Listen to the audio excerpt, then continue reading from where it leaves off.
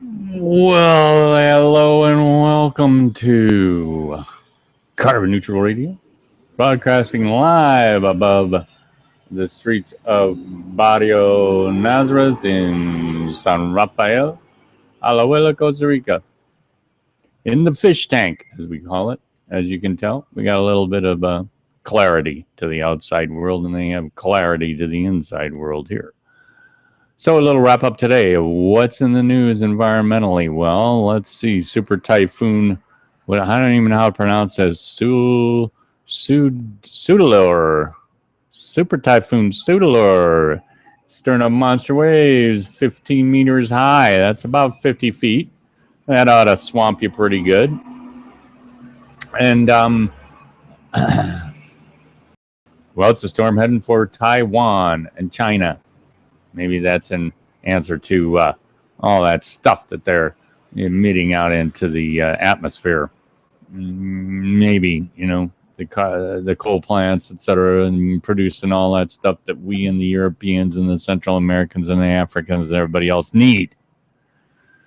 But they're taking pictures of it from the space station. Now, that shouldn't be done because, the Republicans are trying to cut the budget for anything at NASA that looks back at Earth. We're not supposed to be looking that direction. You guys turn around and start looking at the sky, for crying out loud.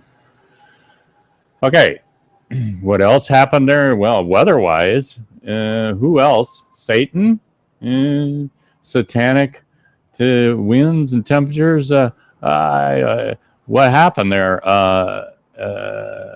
The Iraq. Why would I say Iraq and Satan in the same sort of sentence? I don't know. I just watched American Sniper last night, first time. It's pretty shocking what we're doing to keep our oil supply coming from the Middle East, isn't it? And all those people that don't like us because of their problems with the heat. Well, they get kind of testically when they have temperatures of a heat index that feels like 74 degrees. And we're not talking about nice, cool 74 degrees Fahrenheit. That's 74 degrees centigrade. And I don't know if you are aware of centigrade, where you are, but I'm going to tell you when it gets to 30, it's pretty nasty. And Iraq has declared a 4-day holiday for the roughly 60% of the people that work there because 40% are unemployed. So it doesn't make any difference to them. Nevertheless, the heat index was 74. Oh my God, that is a record. 74. How hot is that? I don't know, but I'll bet you can fry an egg on the sidewalk pretty easy. And at nighttime, it's 36, which means people are going to die because their bodies can't release that heat that fast. The record is only 81 that was in Dhahran, Saudi Arabia back in 2003. So is the world getting hotter? I don't know. Let's ask the Iraqis. They might know. Of course, we don't really want to ask the Iraqis too much. The Prime Minister Narendra Modi is going to expect to address the UN Conference on Sustainable Development, that summit in September. So we welcome his input in this United Nations event. Australia, the Abbott government has rejected a call by its own independent advisor to impose extra scrutiny on polluters to ensure that billions of taxpayers' dollars are not spent on emissions cuts that would have occurred anyway. So, Australia has been kind of pushing for the past government was pushing for a very carbon neutral government, and now the new guys are, let's burn more coal and let's ship it to China. We don't care about the barrier reef.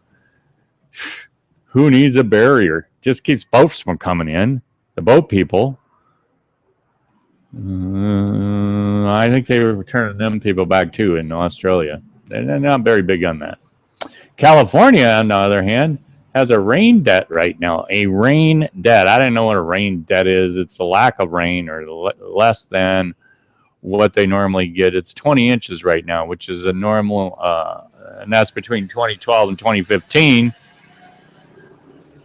That's the average amount of rain total that's supposed to fall, expected to fall in the state in a single year. So they're in a little bit of a world of hurt, and that's because the storms that come off the Pacific aren't coming. Some people think it's geoengineering. The U.S. government is kind of, putting the hammer down on the Californians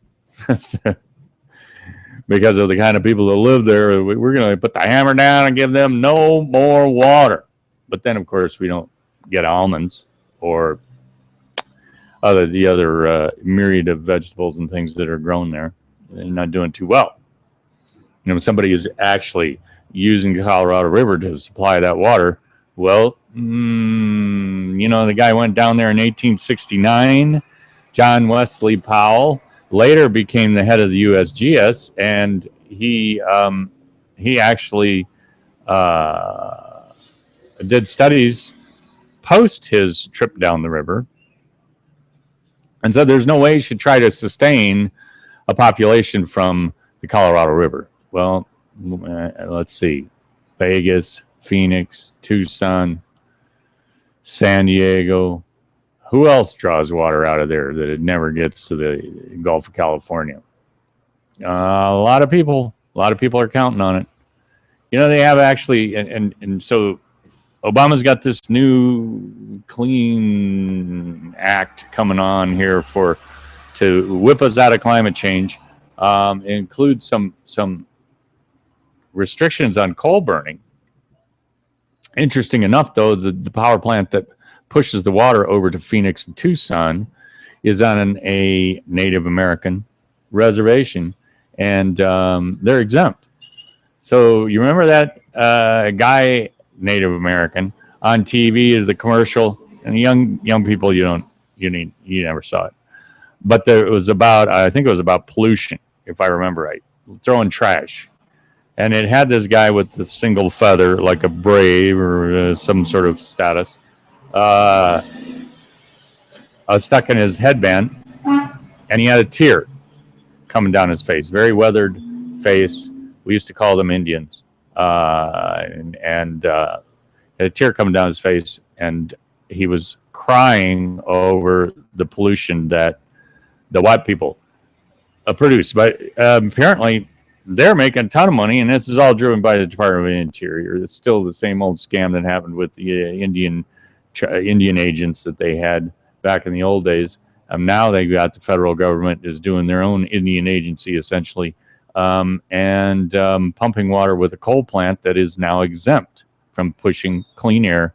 And now that we have this drought issue, we're perpetuating the same thing by actually operating that coal plant to push water into Arizona. I got off on a tangent. So we get super typhoon, California drought, Iraq, hot as hell. Australia says, no, we don't care. Burn, baby, burn. Pollute as much as you want. And the big super typhoon. Did I say super typhoon? Did I mention that? I think I did. On the other hand, we got Tesla. Tesla's putting out EVs, electric vehicles. They're also hammering Traverse City, Michigan.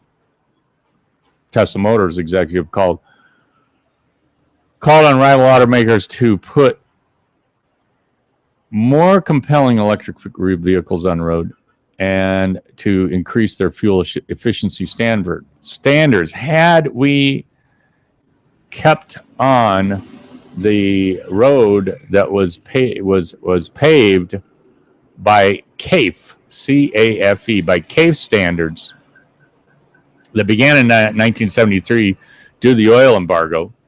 I remember sitting in line for gas stations back when OPEC, or maybe I don't even know if they were OPEC at the time, The Middle Eastern guys crossed their arms and said, "We aren't giving you any more oil."